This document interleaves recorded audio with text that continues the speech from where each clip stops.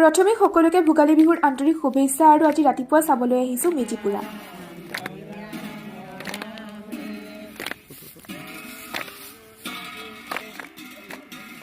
মেজি পুৰি শেষ হোৱাৰ পিছত সকলোৱে সেৱা কৰিলে আৰু শাৰীকৈ বহিলে। তাৰ পিছতে মেট্ৰিক আৰু হায়াৰ ছেকেণ্ডেৰী পৰীক্ষাত উত্তীৰ্ণ হোৱা শিক্ষাৰ্থীসকলৰ লগতে ৱৰ্ল্ড ৰেকৰ্ড বিহুত পাৰ্টিচিপেট কৰা শিল্পীসকলকো সম্বৰ্ধনা জনালে। ৱৰ্ল্ড ৰেকৰ্ড বিহুত গাঁৱৰ পৰা পাৰ্টিচিপেট কৰা মই আৰু ভণ্টিয়ে আছিলোঁ। তাৰ পিছত এপাক বিহু নানাছিলে জানো হ'ব।